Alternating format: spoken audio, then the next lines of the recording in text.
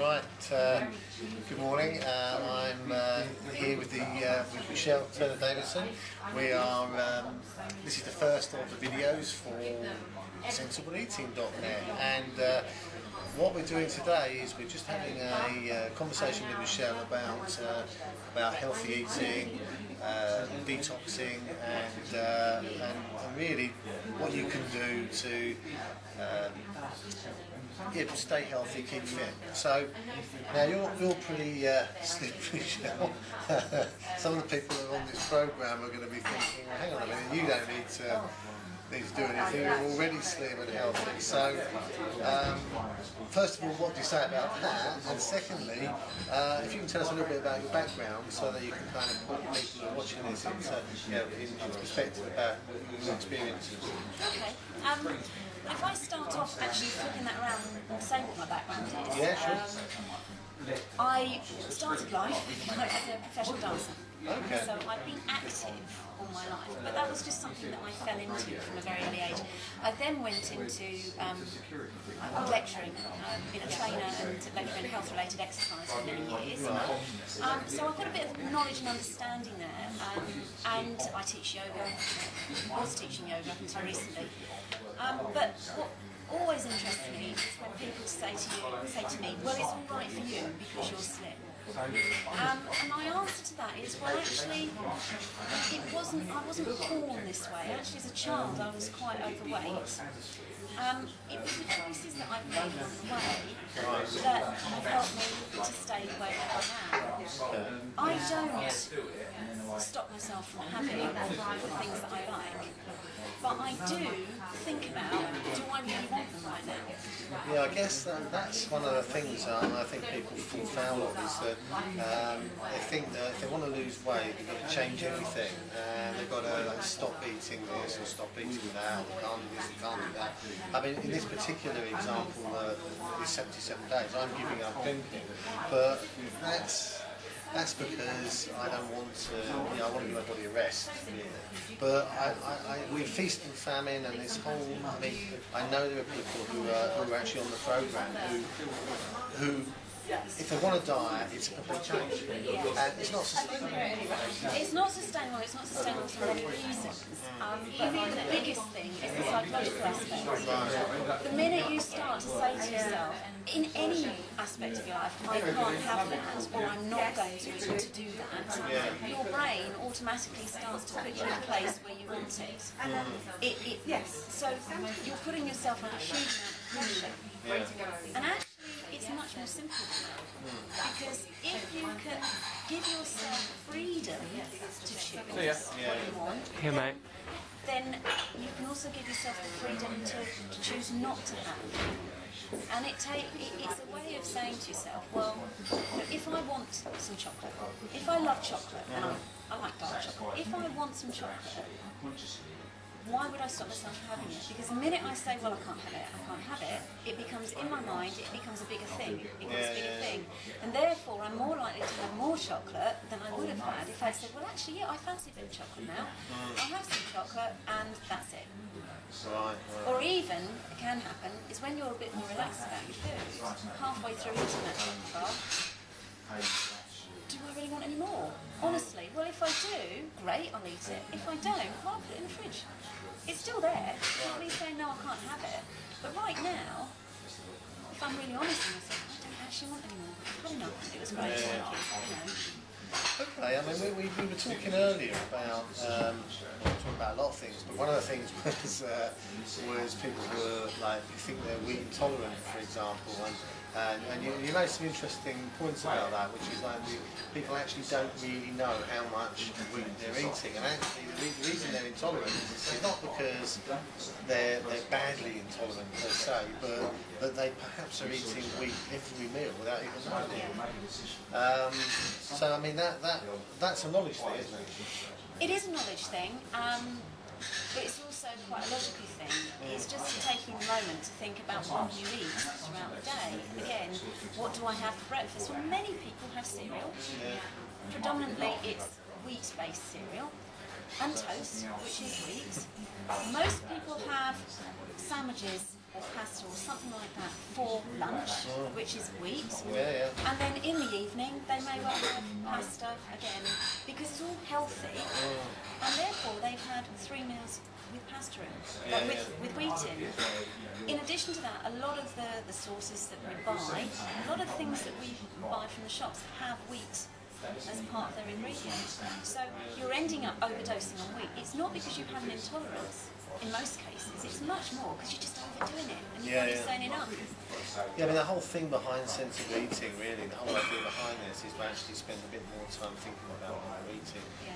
I think one of the things we discussed earlier was getting the balance right. And I think balance between perhaps the activities that you do, the food, being more aware of what you're eating and why you're eating it. I mean, I know Otis was mentioning that, you know, if you wanted to build muscle, then you should be stuffing his face with protein. but, you know, like, that's not the whole answer, is it? I mean, you know, but I think moderation is really quite important. Now, you did mention something earlier as well about a thing called Clean 9. What's that all about? Well, Clean 9 is it's a 9-day programme. And from my background, when I first came across this, I was quite anti the idea of not eating, and this, because it puts your body into starvation. It's not healthy not to eat and all those things. However, with the Clean 9, what happens with many people is, although they might eat and they might think they're eating well, their body doesn't get full nutrition. Right. Might think we are, but we don't. Is that because the food they're eating is not varied enough, that it's not providing them with the... That's, yeah, absolutely. Together with the fact a lot of our food doesn't contain the level of nutrition that it used to, and that's just fact. And the variety is not there. And so lots of things happen with that, and our ability to absorb food because of the types of, or absorb nutrients, because of the types of foods that we do eat is reduced. And therefore, what the Clean 9 does, it's just a 9-day programme to give your body a rest, but it is full nutrition. So during that time, it actually is feeding your body. So there's no starvation going on. In fact, you probably get far more nutrients than you would normally do in a very healthy way. The actual contents of the programme mean that your blood sugar levels will be redressed. And blood sugar levels are a huge issue for people.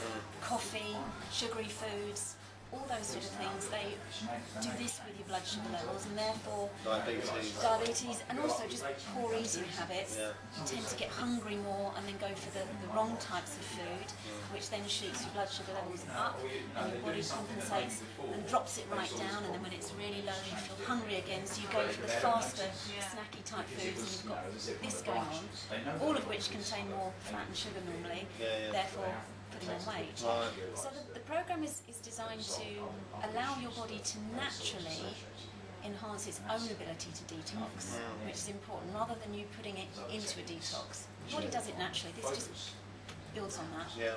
Gives your body a bit of a rest from, so your digestion has a bit of a rest, because we tend to graze, and therefore if you're grazing, your body's constantly having to deal with the food. And it helps to retrain your system, your appetite, to eating more normally without all the ups and downs. I mean, that's just in a nutshell. There's lots more that it will do. Yeah, I mean, it's interesting. I mean, the purpose behind, I mean, for me being on sensible eating is, I mean, by default, I think I'm going to lose weight, but that's more about the booze, because it just, I mean, it's not necessarily the drink. I always say this, I say it every year, because what happens is that if I know that I'm going to have a drink in the evening, what I end up doing is delaying the meal, eating some nuts and crisps, because I can't drink a beer without that. Those two things go together. A bit like cigarettes do with some people drinking. So I end up eating some nuts and crisps, which is not great. Then I have the beer, which is not great. And then I eat my meal late, which is not great. So I end up with a whole basket of problems just because I'm drinking. Now, if I cut the drink now, I eat earlier, I don't have the nuts and the crisps, and I don't eat anything else afterwards, so I feel hungry in the morning for my breakfast.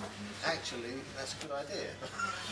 Absolutely, and it's about you making some choices. It's not about abstaining. I mean, I know you do it for a period of time, but all of those things that you've just said are just about being a little bit, you're taking responsibility for the effect of what your eating habits do, or the one thing in your case we're talking about alcohol and all the knock-on effects. For many people, alcohol becomes a habit. There's nothing wrong with having a drink. There's nothing wrong with the occasional binge. There's nothing wrong with eating nuts and crisps. But when it becomes habitual, and then it becomes something that you just do without thinking. And this isn't all about having to spend all this time in your head worrying about what you should and shouldn't do. It's just being realistic. And something you just said earlier, which was about knowledge. I do agree that people don't always know, but there's so much information out there, and that's the problem. Actually, there's too much information. Well, that's absolutely right. I mean, one of the things that I'm a regular guy.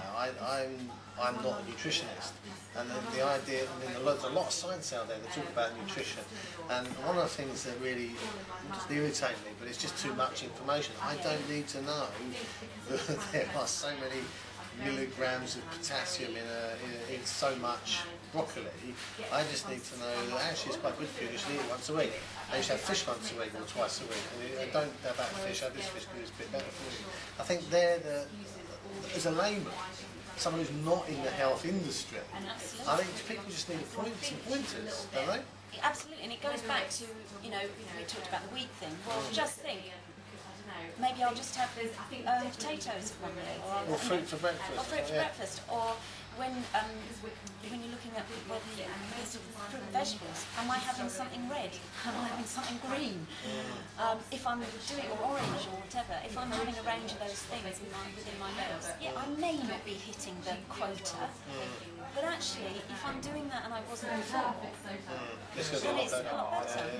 No, definitely. So it's not about. How can, this Clean 9 thing that you mentioned earlier, how can people find out a bit more information about that if they're interested? They can certainly get in touch with me, give me a call. And how would they do that? My number. Okay, which is?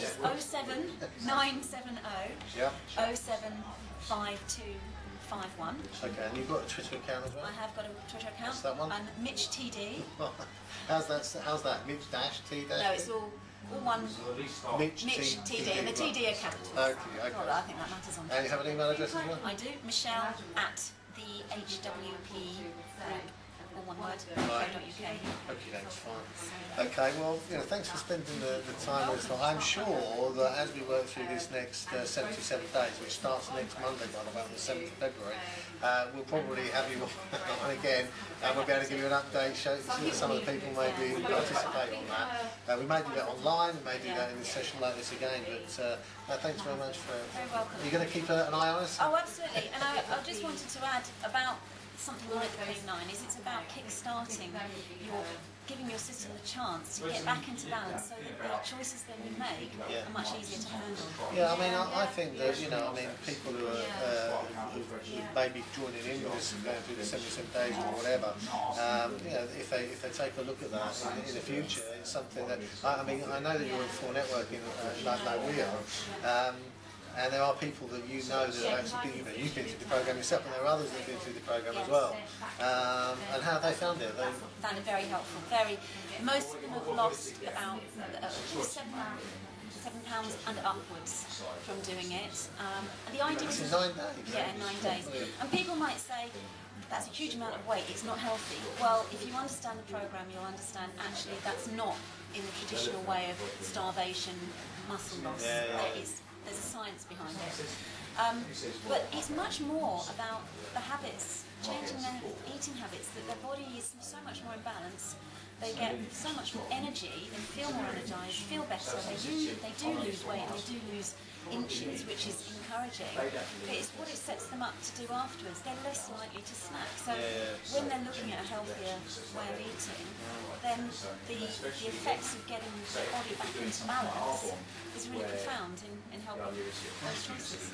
Okay, well, I think that if those people that are working with us on the 77-day program actually get through the end of that and they need some, and they'd like to investigate that more, I'm sure you'd be delighted to help them with that. You know, it's about changing habits, not changing lifestyle, but just altering things, maybe even just a little bit, but could have a profound effect on the overall health of the individual. So, okay, thank you very much. Thank you.